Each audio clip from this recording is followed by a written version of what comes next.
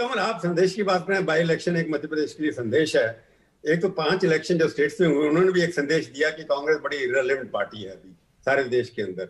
Waste Bengal में आपको 0 seat मिली, आसाम में भी आप बुरी तरह हार गए, केरला में बुरी तरह हार गए। तो आपको लगता नहीं कि वहां का संदेश बड़ा संदेश है? आप जितने वरिष्ठ नेता हैं, 9 बार आप पार्लियामेंट में रहे, महामंत्री रहे, कॉमर्स मिनिस्टर रहे, सबसे वरिष्ठ नेता कांग्रेस के अंदर वो इलेक्टेड नेता जो है, नॉमिनेटेड नहीं, इलेक्टेड जो है वो कमलनाथ है। तो आपको लगता नहीं कांग्रेस एक बार लग सकता है आईसीयू में है? नहीं, ये बात सही है कि कांग्रेस का अच्छा प्रदर्शन नहीं था। हमें आत्मचिंतन की आवश्यकता है। असम में हम हारे, हम केरल में हारे, पर बीजेपी तो नहीं जीती केरल में। तो बीजेपी की जीतने की उम्मीद थी क्या? ममता जी जीती 200 पार कर, जो कहने वाले नहीं, मैं ये बात कह रहा हूं कि आत्मचिंतन करने की आवश्यकता है। कांग्रेस को फिर से एक नए नजरिए से अपने संगठन को देखना चाहिए। हम कैसे हमारे संगठन में वहाँ के नेताओं से, वहाँ के कार्यकर्ताओं से हम चर्चा करेंगे। मुझे पूरा विश्वास है कि हमारी कांग्रेस अध्यक्ष सोनिया गांधी जी इस पर जरूर चर्चाएं सबसे करेंगी, ये मीटिंग करेंगी और इसका निचोड़ निकालेंगी और इसका हम सुधार निकालेंगे। हमें ये नहीं भूलना कमल, आप कह रहे हैं भारतीय जनता पार्टी की भी तो 2 सीटें थी 84 में। प्रभु चावला जी मैं खत्म कर लूं। मैं कह रहा हूं कि 84 में भी ये स्थिति थी बीजेपी की। आपको याद है 2004 जब मैं कांग्रेस का महामंत्री था, सब मजाक उड़ाते थे। सुषमा स्वराज जी कहती थी कि मैं बाल कटवा लूंगी सोनिया गांधी के बारे में। उमा भारती जी कहती थी कि मैं बाल मुंडन करवा लूंगी। कोई कहता था मैं एनआरआई बन जाएंगे। आपको वो समय भी याद है, हम मिलते थे उस समय। और सोनिया गांधी का मुकाबला अटल जी से था।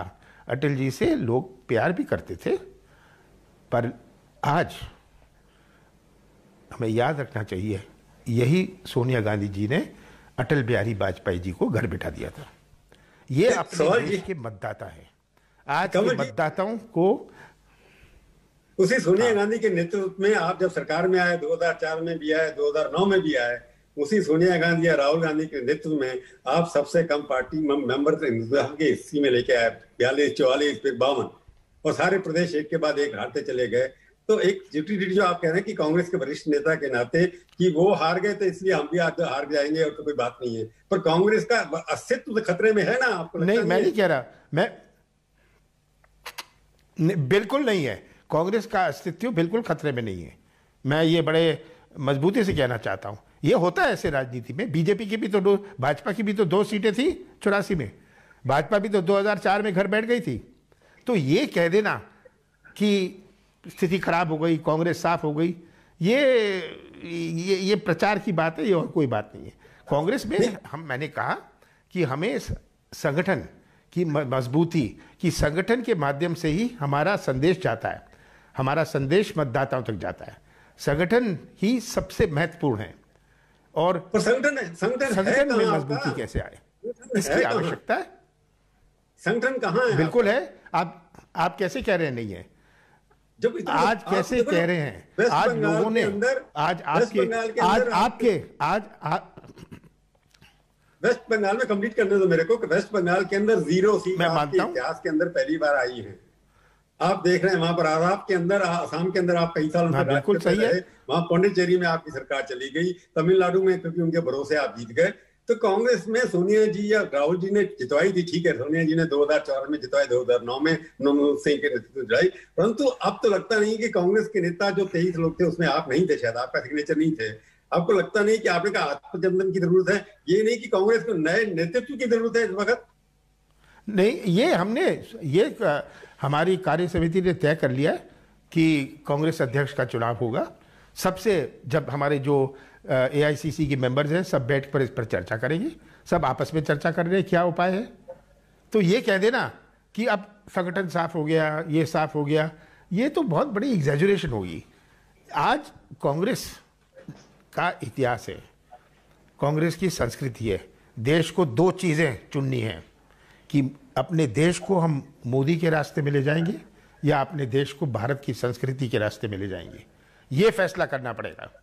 और हमारे देश की जनता में आज बहुत परिवर्तन हुआ है, बहुत जागरूकता है।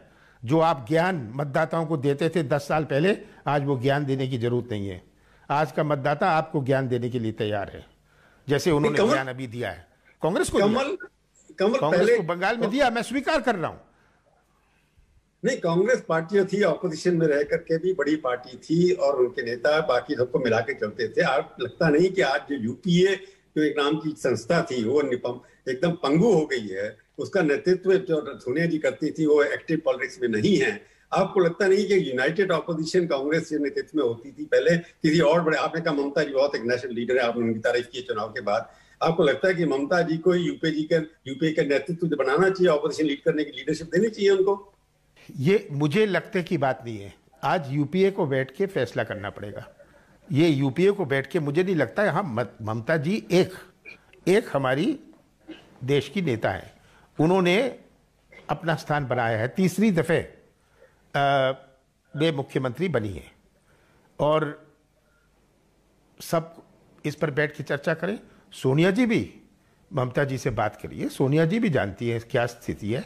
आज किसी ने अपनी आंखें नहीं बंद करी, पर हमें याद रखना है कि बंगाल में हमारा मुकाबला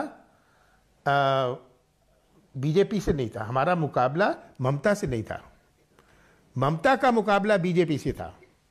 सब जानते थे पहले दिन से कि हम इस चुनाव में कहीं नहीं रहेंगे। बदल रहे हैं, मैं आ रहा हूं आपको कांग्रेस मैं कांग्रेस तरफ आ रहा हूं क्योंकि आप बहुत ही सीनियर नेता हैं कि आपको मेरे हिसाब से तो आप इतने सीनियर कि आपको अध्यक्ष बनना चाहिए था वहां पर अब पार्टी आपकी किसको बनाती है वो देखेंगे आप। मैं सवाल ये पूछ रहा हूँ कि शिवसेना के नेता ने कहा कि शरद पवार को यूपीए का नेतृत्व दे देना चाहिए। शरद पवार आपके भी मित्र हैं, आपको लगता नहीं कि यूपीए तभी आप जब तक मोदी जी के खिलाफ जब भारतीय जनता पार्टी का एक यूनाइटेड ऑपोजिशन लीडर नहीं होगा तब तक आपको लगता नहीं कि उनको हराना मुश्किल है? तो यूपीए के अंदर क्या आपको लगता है ममता अब लीड करे या शरद पवार लीड करे, कौन करेगा?